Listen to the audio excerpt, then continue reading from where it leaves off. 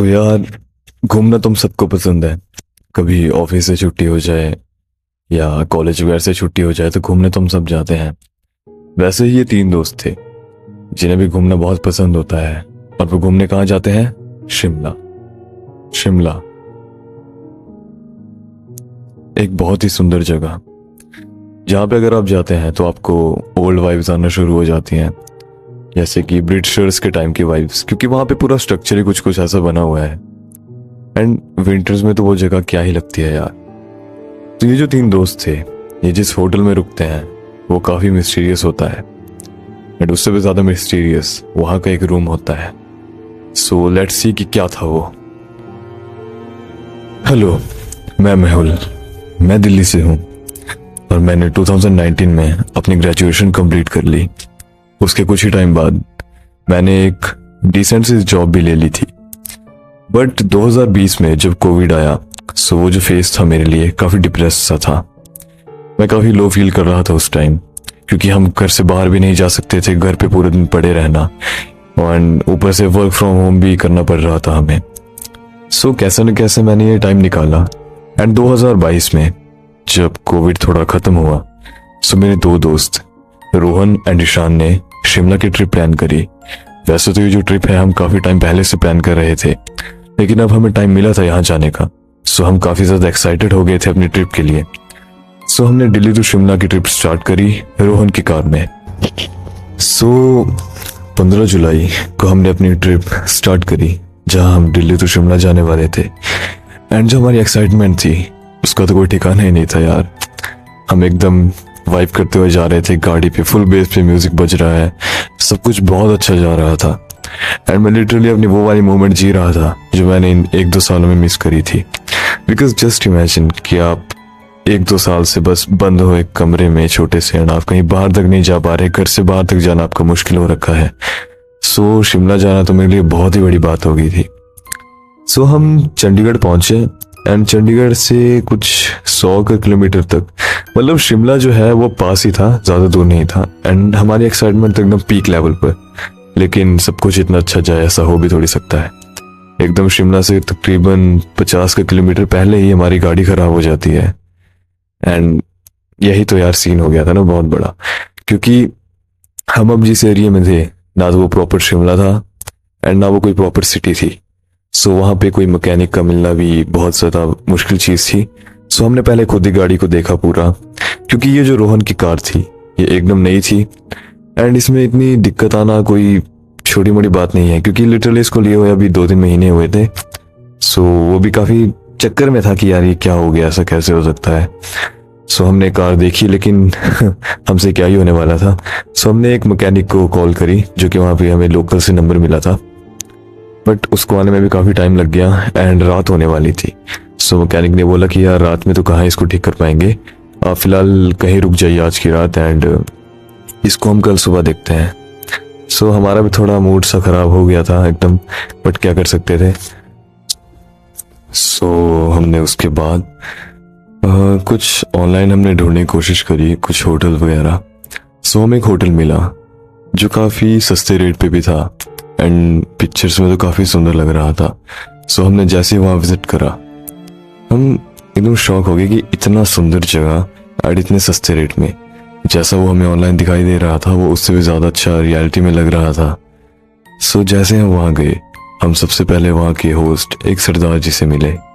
वो सरदार जी तकरीबन अपनी 40s में होंगे, एंड उनका जो ड्रेसिंग सेंस था वो भी उनके होटल या बंगलों की तरह ही काफ़ी अच्छा था। एंड वो काफ़ी वार्म एंड वेलकमिंग से नेचर के थे। सो उन्होंने हमें अपने बंगलों का थोड़ा टूर करवाया। उस बंगलों में टोटल 4 रूम थे, मगर उनमें से एक रूम लॉक था। उन्हें I think mister Singh ji जो थे वो स्टोर रूम की तरह यूज़ करते थे, एंड बाकी जो फैसिलिटीज़ थी उस बंगलों में वो काफ़ी अच्छी थी। सो मिस्टर सिंह जी के इतने वेलकमिंग नेचर की वजह से we just felt at home. हमें काफ़ी अच्छी लगी वो जगह, एंड मिस्टर सिंह हमें सब कुछ समझा के वहाँ से चले गए। एंड ये सब करते करते तकरीबन 7 से 8 बज गए थे। सो अब हमारे अंदर इतनी हिम्मत तो थी नहीं कि कुछ अपना बना लें। सो हमने बाहर से ही कुछ ना कुछ ऑर्डर किया, एंड हमने जैसे अपना डिनर कंप्लीट किया, हम अपने अपने रूम में सोने चले गए एंड हम इतने ज़्यादा थके हुए थे बट जैसे मुझे नींद आ गई उसके थोड़े टाइम बाद मुझे काफ़ी ज़ोर से शोर वगैरह सुनाई दिया एंड मतलब कोई टीवी वगैरह ज़ोर से चला रहा होगा। सो मैं जैसे ही हॉल में गया मैंने देखा कि रोहन और ईशान काफ़ी फुल वॉल्यूम पे टीवी चला रहे थे, पता नहीं क्या ही देख रहे होंगे। सो मैंने उन्हें बोला कि आवाज़ कम कर दो, सोना है मेरे को, बट उन्होंने मेरी बात नहीं सुनी। सो अब ना वो मेरी बात मान रहे थे एंड मेरे को कुछ समझ नहीं आ रहा था एंड यही करते करते मेरी नींद पूरी तरह से खुल चुकी थी। एंड अब मैंने सोचा कि अब यहीं बैठ के टीवी देख लेता हूँ। सो हम तीनों वहाँ बैठ के टीवी देखने लगे। उसी के थोड़े टाइम बाद मैं पानी पीने के लिए किचन की तरफ गया एंड मैंने रास्ते में देखा कि वो जो दरवाज़ा मिस्टर सिंह जी ने लॉक किया हुआ था उसका लॉक खुला हुआ था। मैंने जैसे ये देखा मैंने जल्दी से अपने दोस्तों को आवाज़ लगाई कि रोहन और ईशान क्या ये डोर तुमने खोला?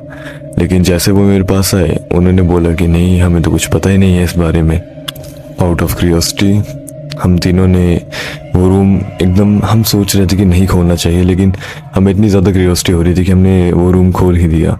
एंड जैसे ही मैंने उस रूम का दरवाज़ा खोला मुझे अजीब सी ठंडी हवा लगी एंड जो मेरे दिमाग में ख्याल था इस रूम को खोलने का वो सारा का सारा उसी टाइम निकल गया। एंड मैं जैसे ही उस पर से हाथ हटा के पीछे हटा मैंने देखा कि मेरे पीछे तो कोई भी नहीं है। रोहन और ईशान वहाँ नहीं थे, टीवी भी बंद था। मैंने आवाज़ भी लगाई लेकिन वहाँ कोई नहीं था।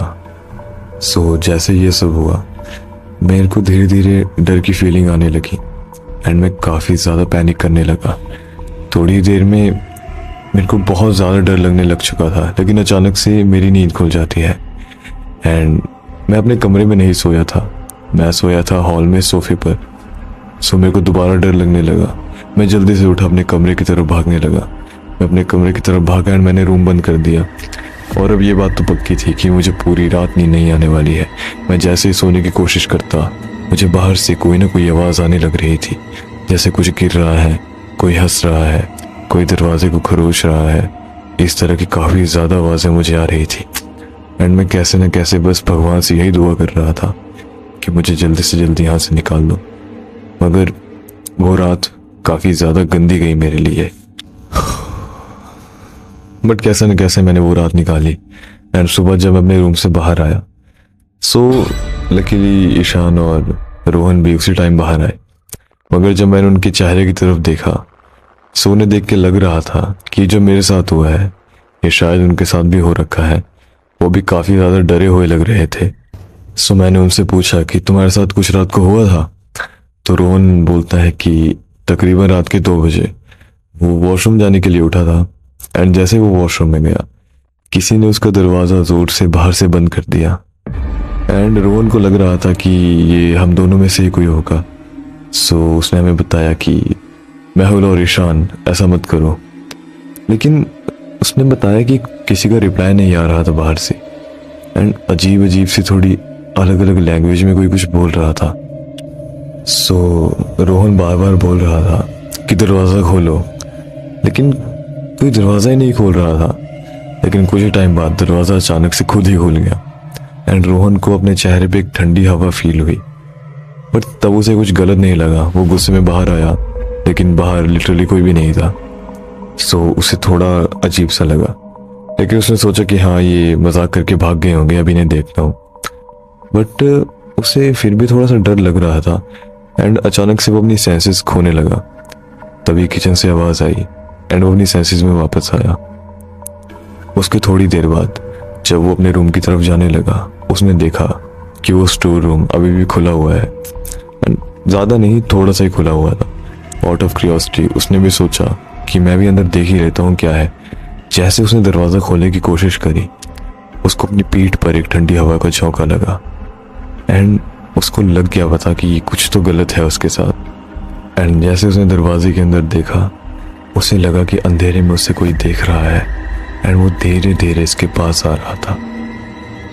सो वो इतना ज़्यादा डर गया वो सीधा अपने रूम की तरफ भागने लगा एंड जैसे वो भाग रहा था दरवाजे के सामने कुछ शीशे वगैरह लगे होंगे, उनमें उसे कुछ दिखा जो काफ़ी ज़्यादा खौफनाक था। वो कैसे न कैसे अपने रूम की तरफ भागा एंड कैसे न कैसे वो अपने रूम में पहुंचा एंड वो एकदम ब्लैंकेट ओढ़ के सोने लगा। उसे ठंड काफ़ी ज़्यादा लग रही थी। उसने एसी वगैरह बंद किया एंड उसे दरवाजे पे कुछ स्क्रैचेस वगैरह की आवाज़ आ रही थी। मतलब काफ़ी ज़्यादा क्रीपी माहौल हो चुका था उसके लिए। उसने भी कैसे न कैसे अपनी रात निकाली। सो जैसे ही हम सबके साथ ये सब हुआ, हमने डिसाइड करा कि यहाँ से हमें जल्दी से जल्दी निकल लेना चाहिए। सो हम जैसे ही वहाँ से निकलने लगे, हमने मिस्टर सिंह जी को कॉल करी कि हम यहाँ से जा रहे हैं। सो कुछ ही टाइम में मिस्टर सिंह वहाँ पे आ गए एंड अभी भी उनके फेस पे वही वेलकमिंग सी स्माइल थी। एंड उन्होंने हमसे पूछा कि आपका एक्सपीरियंस कैसा रहा। हमने कुछ भी बताना सही नहीं समझा, सो हमने भी एक फोर्स्ड स्माइल के साथ उन्हें बताया कि जी हाँ, काफ़ी अच्छा लगा हमें। बट मेरे को क्यूरियोसिटी इतनी हो रही थी कि मैं मिस्टर सिंह जी से ये पूछने से रुक नहीं पाया कि एक्चुअली में उस रूम में है क्या। सो मैंने आखिरकार पूछ ही लिया उनसे कि ऐसा क्या है उस रूम में। तभी हम तीनों ने नोटिस करा कि मिस्टर सिंह जी की जो वेलकमिंग स्माइल थी वो एक गुस्से के रूप में 1 सेकंड के लिए ही बदल गई। एंड उन्हें लगा कि हम सबने नोटिस नहीं किया, लेकिन जो तब उनका फेस था उसे देख के हमारे थोड़े रोंगटे से खड़े हो गए थे। सो उन्होंने हमें बताया फिर कि ये जो रूम है इसमें कुछ कंस्ट्रक्शन का काम चला हुआ था, जिसकी वजह से अब हम इसे स्टोर रूम की तरह यूज़ करते हैं। जैसे उन्हें ये सब बताया, हमने आगे और कोई क्वेश्चन नहीं किया। मैंने जल्दी से मिस्टर सिंह जी के हाथ में उस बंगलों की चाबी दी एंड मैं जल्दी से वहाँ से निकलने लगा। जैसे जैसे हम अपनी गाड़ी की तरफ जा रहे थे, मैंने मिस्टर सिंह जी को नोटिस करा। जो स्माइल हमें उनकी पहले काफ़ी अच्छी लग रही थी, अब वो काफ़ी क्रीपी सी लग रही थी। जैसे कि उन्हें पता चल गया हो कि हमारे साथ रात को क्या क्या हुआ है। जैसे ही मैं गाड़ी निकाल के वहाँ से जाने लगा, मिस्टर सिंह जी हमें काफ़ी गुस्से में देख रहे थे। एंड जैसे मैंने उस रूम की तरफ देखा, वो रूम मुझे काफ़ी नॉर्मल लगा। दैट इसमें कभी कुछ कंस्ट्रक्शन वगैरह तो हो भी नहीं सकती, वो काफ़ी नॉर्मल लग रहा था। बट मिस्टर सिंह जी की स्माइल काफ़ी ज़्यादा खतरनाक लग रही थी। एंड अब तो वो स्माइल भी नहीं कर रहे, अब तो वो लिटरली हमें गुस्से की नज़र से देख रहे थे। सो हम जल्दी से जल्दी वहाँ से निकले एंड हमने अपनी शिमला का जो ट्रिप था वो कंटिन्यू किया। अब जो हमारी ट्रिप थी शिमला की, वो भी रूंड हो चुकी थी। एंड उस बंगलो का इतना कम प्राइस देख के हमें समझ जाना चाहिए था कि कुछ तो गड़बड़ है यहाँ पे।